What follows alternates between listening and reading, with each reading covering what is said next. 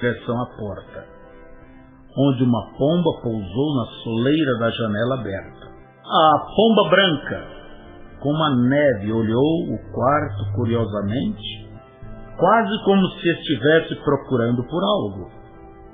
Quando focalizou o recém-nascido, levantou a cabeça e arrulhou antes de alçar voo. Charles contemplou o pássaro por um momento, então voltou seus olhos para o telhado. Uma das vizinhas sussurrou: "Bem, eu nunca..." A outra meditou: "Eu gostaria de saber que tipo de jovem este garoto será." Billy Branagh tinha apenas 15 minutos de vida. Novas espalharam-se rapidamente entre o povo das montanhas. Aquele recém-nascido, aquele na colina que uma luz pairou sobre ele. Alguns julgavam que o reflexo do sol havia refletido no espelho. Charles e ela, Branagh, sabia melhor, já que não havia espelhos na cabana. Além do mais, o sol não tinha aparecido ainda. Eles estavam perplexos. Havia algum significado espiritual naquela luz? Charles quis esquecer isto, mas ela, Branagh, não permitiu que o fizesse. Ela insistiu que algo tinha que ser feito.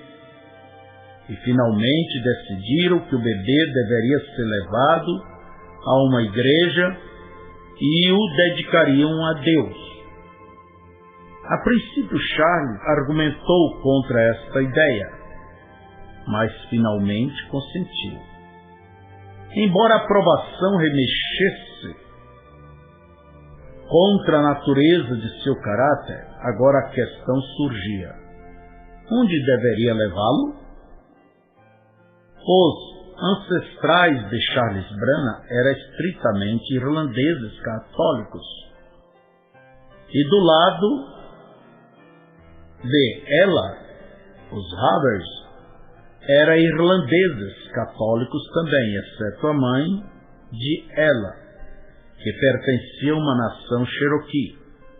Contudo, ambos, Charles e ela, tinham se afastado completamente de suas fundações católicas e nenhum deles tinha ainda convicção formal religiosa. Eles concordaram para seu propósito que a melhor igreja seria a mais próxima.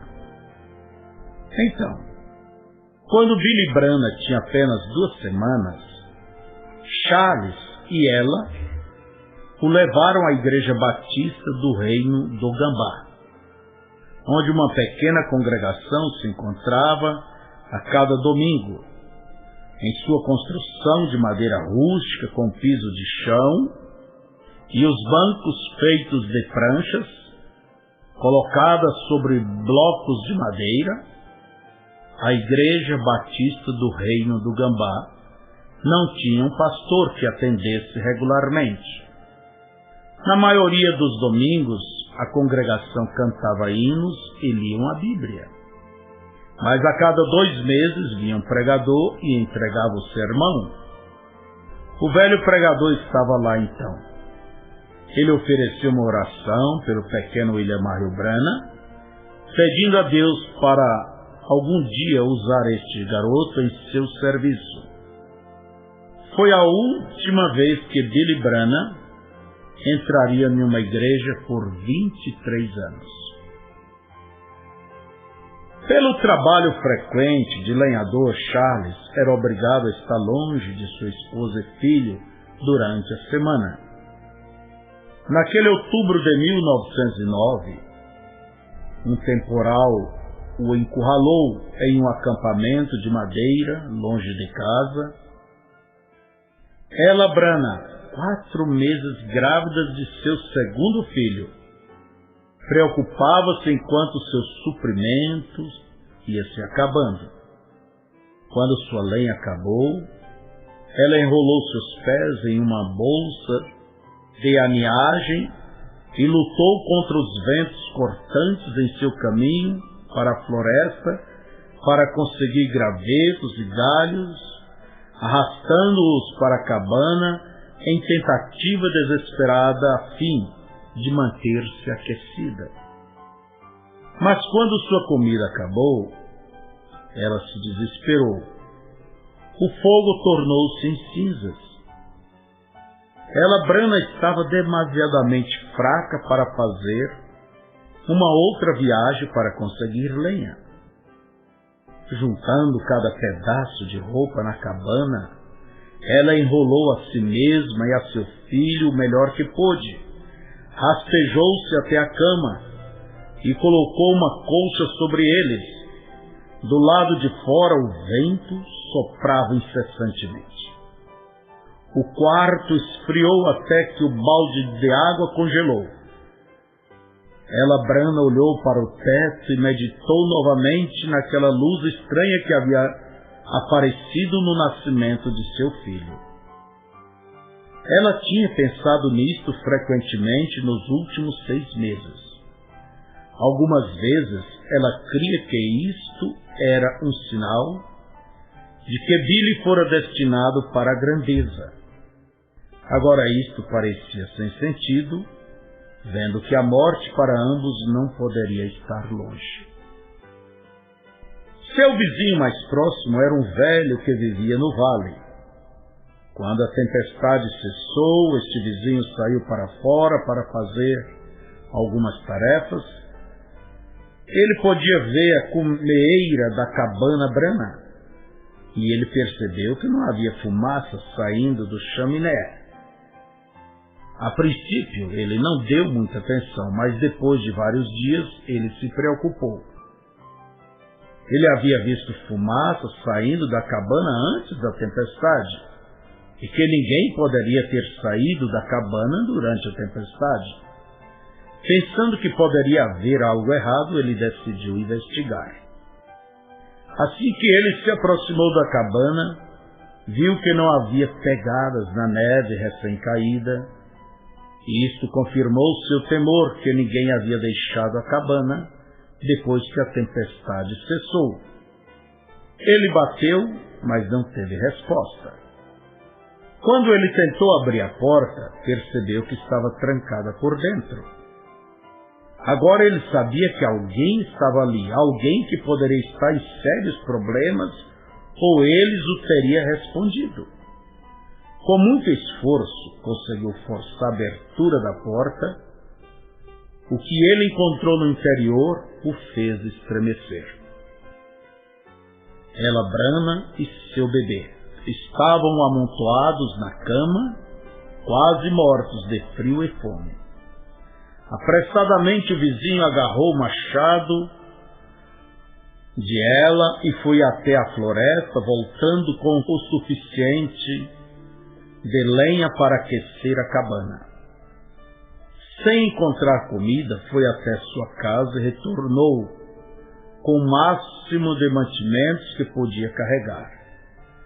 Chamaram um doutor e estava fora de questão. Assim o homem velho cuidou da jovem mãe e filho, até que Charles, cortando os ventos, chegou à sua cabana. Sua esposa e filho estava começando a recuperar suas forças. No restante daquele inverno, Charles permaneceu próximo de casa, caçando e pegando animais em armadilhas para manter a despensa cheia. Na primavera, ele voltou a derrubar árvores. O gelo havia derretido e ele puxava as toras com o boi e uma a uma as arrastava ao rio Cumberland, onde outros lenhadores os amarravam juntas em uma balsa, deslocando-as ao rio Ohio e então ao Mississippi. Em março de 1910, Charles e Brana tiveram seu segundo filho, Edward. Poucos meses depois, Ela, Brana, agora com 16 anos, sentiu um outro bebê crescendo em seu ventre. Ela deu à luz ao seu terceiro filho no início de 1911. Era um outro menino. Ela o chamou Henry. Como lenhador, Charles trabalhou na primavera, verão e na entrada do outono de 1911. Então, a desventura golpeou novamente, separando Charles de sua família, quase o destruindo. Sendo o mais novo de 17 filhos, Charles Brana havia sido criado com muitos mestres grosseiros. Ele aprendeu a segurar seu uísque quando era apenas um menino, e ele aprendeu a arranjar disputas com seus punhos. Em outubro de 1911, Charles estava numa festa quando houve uma briga. Homens embriagados e insensíveis provocaram uma perigosa confusão, e tão logo começou a briga, entraram numa feroz discussão envolvendo a todos ali. Um robusto valentão chamado William Yarbrough derrubou um amigo de Charles no piso, pulou sobre ele, puxou sua faca e estava prestes a cravá-la em seu coração, quando Charles arremeteu uma cadeira na cabeça de William. Charles afastou-se e puxou sua própria lâmina. Willie esqueceu do homem no piso e foi atrás de Charles. Willie teria cortado a garganta de Charles se ele tivesse tido a chance. Ele era um homem cruel que tinha matado seu próprio filho com um balaustre de cerca. Porém, a faca de Charles encontrou seu alvo primeiro, deixando William numa poça de sangue, inconsciente, contudo ainda vivo. Quando a notícia desta confusão chegou a Burkeville, Kentucky, Charles foi envolvido como um que age fora da lei e acusado de tentativa de homicídio. Um xerife montou um cavalo e foi atrás dele para prendê-lo. Antes que o xerife pudesse encontrá-lo, Charles foi informado do perigo que corria. Ele tinha que partir apressadamente, não sabendo para onde ir ou o que fazer. Antes de partir, ele prometeu à esposa que tão logo ele encontrasse trabalho e um lugar para morarem, ele enviaria notícias, usando um suposto nome para que não fosse perseguido. E assim, no espaço de uma tarde, Charles Brana desapareceu, deixando sua esposa sozinha na mata para defender-se a si própria e a seus 3 bebês. Billy tinha 2 anos e meio, Eduardo tinha 1 ano e meio e Ellie apenas 6 meses. Na idade de 17 anos, Ella Brana era quase uma criança. Logo após algumas semanas se passarem, ela percebeu que Charles havia deixado uma parte dele mesmo com ela. Ela estava grávida novamente. Aquele outono e inverno esgotou Ella Brana até o limite de suas forças.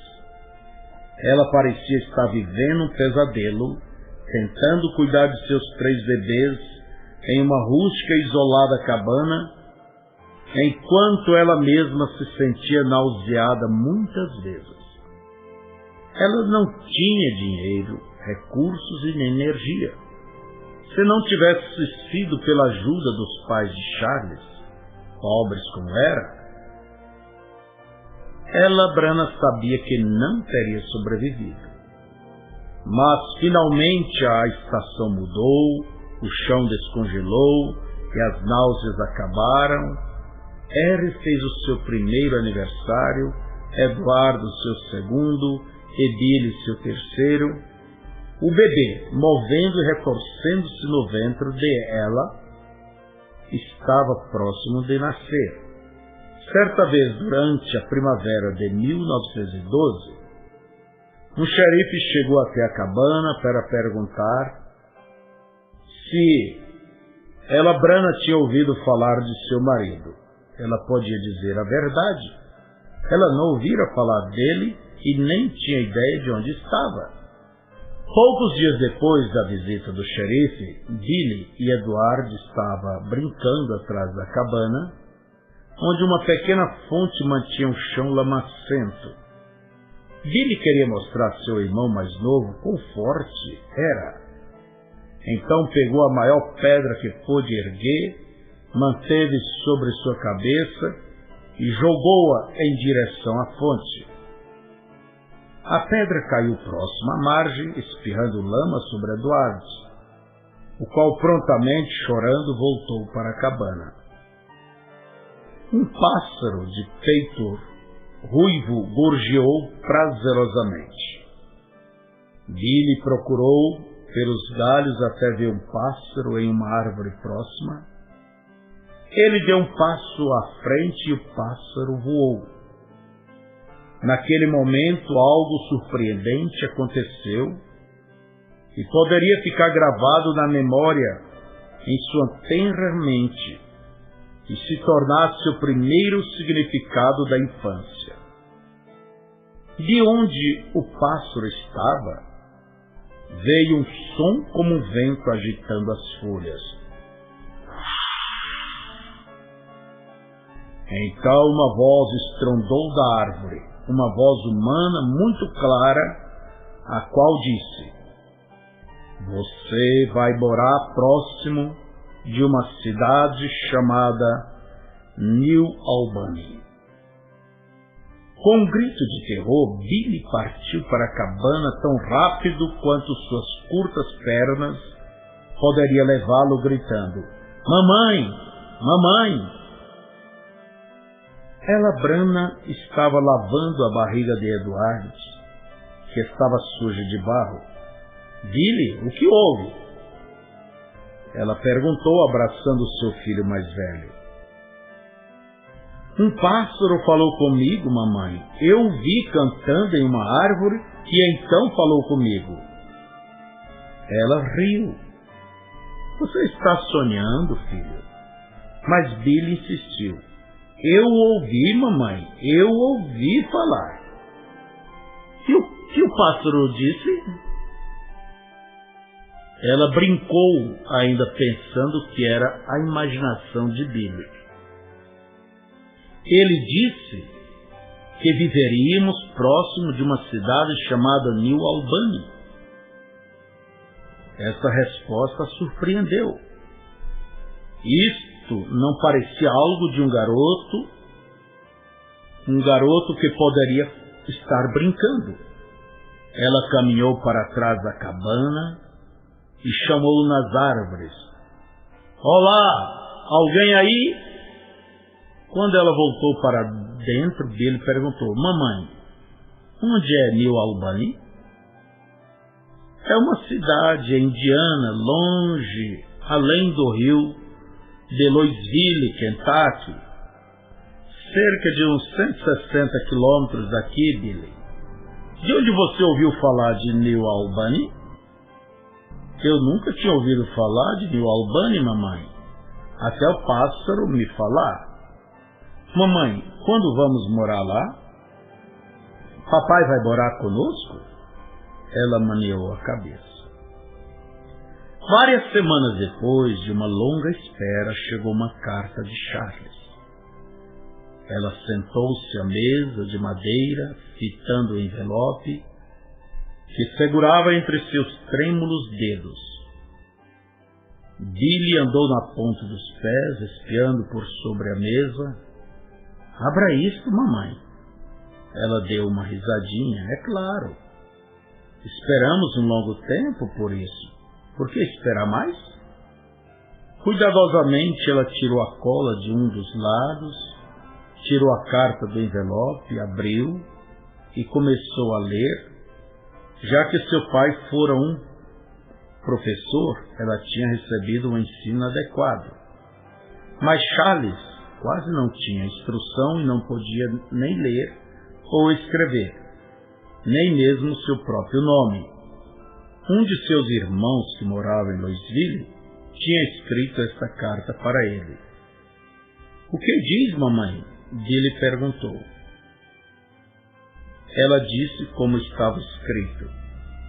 "Diz que seu pai está em Indiana.